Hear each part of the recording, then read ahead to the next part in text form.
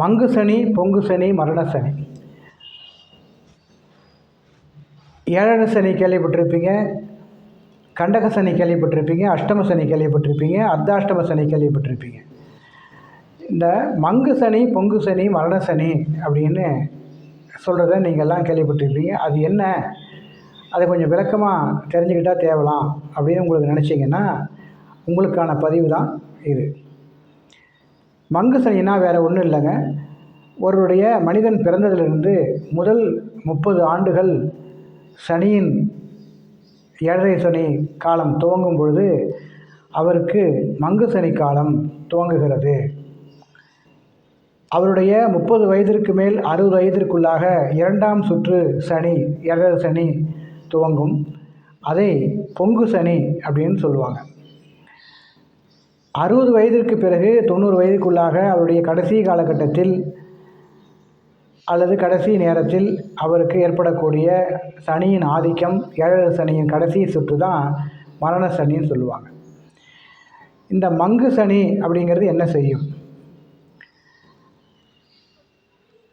மங்கு சனிங்கிறது மந்தம், அதாவது சனியே மந்தன். அந்த சனியின் காலகட்டம் முதல் சுற்றில் ஒருவருக்கு அந்த மங்கு சனி காலகட்டத்தை அவர் அனுபவிக்க வேண்டியிருக்கும். அது பெரும்பாலும் படிக்கக்கூடிய கல்வியின் காலகட்டமாக இருக்கலாம், திருமணம் சம்பந்தப்பட்ட வேலை வாய்ப்பு சம்பந்தப்பட்ட காலகட்டமாக இருக்கலாம். ஒவ்வொருக்கும் மாறுபடும். முதல் 30 வருடம் அப்படிங்கிறது ஒருவருடைய பிறக்கும் பொழுது 5 வயசில் கூட அவருக்கு ஏழரை சனி வரலாம், 10 வயசில் கூட வரலாம், அல்ல பிறக்கும் பொழுதே ஏழரை சனியில் பிறக்கலாம். அதுலேருந்து 30 வருஷம் கணக்கு பண்ணிக்கணும். உதாரணமாக இப்போ மேஷராசிக்கு சனி, இப்போது ஏழரை சனி ஆரம்பம். இப்போது உதாரணத்துக்கு ஒருத்தருக்கு 30 வயசு ஆகுது அப்படின்னு சொன்னால் இதுக்கப்புறம் 60 வயசு கழிச்சு தான் அவருக்கு ஏழரை சனி ஆரம்பம். ஒரு 10 வயசு தான் ஆகுது அப்படின்னு சொன்னால் மேஷராசிக்காரவங்களுக்கு இன்னும் 40 வயசில், அடுத்து 40 வயசில், அதாவது 30 வருஷம் கழித்து தான் அவர் ஏழரை சனி அவருக்கு வரும். அது என்ன விஷயம்னா, சனி ஒரு ராசியில் 2.5 வருஷம் இருப்பார். ராசி மண்டலத்தில் 12 ராசிகள் இருக்குது. அப்போ 12 ராசிகளை 2.5 ஆண்டு தோறும் கணக்கிட்டால் 30 ஆண்டுகள் வரும். அதுதான் பெரியவங்க சொல்லுவாங்க, 30 வருஷம் வாழ்ந்தவனும் இல்லை, 30 வருஷம் வீழ்ந்தவனும் இல்லைன்னு சொல்லுவாங்க. அதோடைய முக்கியமான காலகட்டம் அந்த மங்கு சனி காலத்தில் உங்களை புடம்போட்ட தங்கமாக, உங்களை பக்குவமாக ஆக்குவார் சனி பகவான். அது படிக்கிற காலகட்டமாக இருந்தாலும் சரி,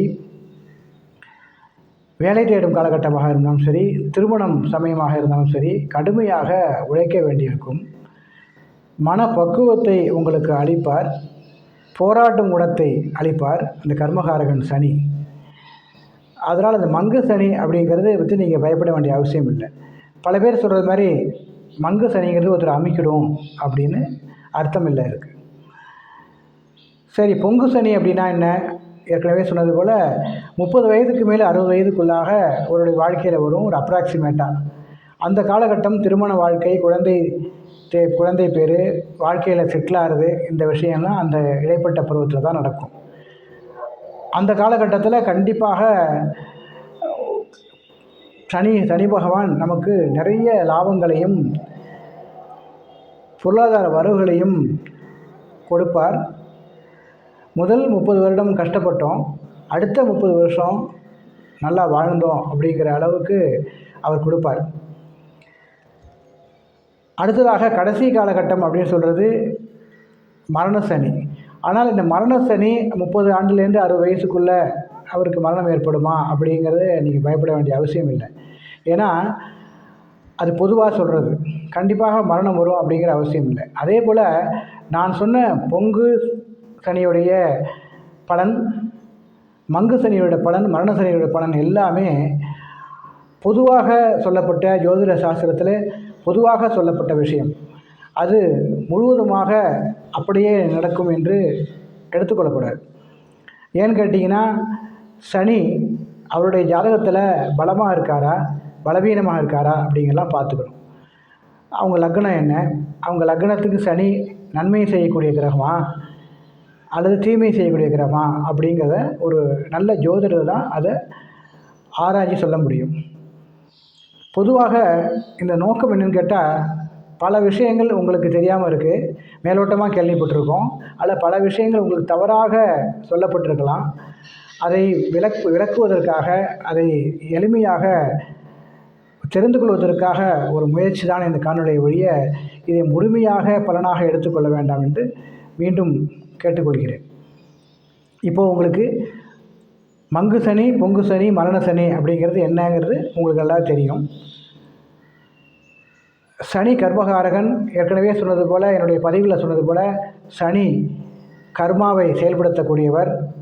நமது கர்மா என்னவோ அதை மிகச்சரியாக அந்த கர்மாவுக்கு தகுந்த போல் நமக்கு நல்லதையோ நல்லது அல்லாதையோ செய்யக்கூடிய கடமை சனி பகவானுக்கு இருக்குது.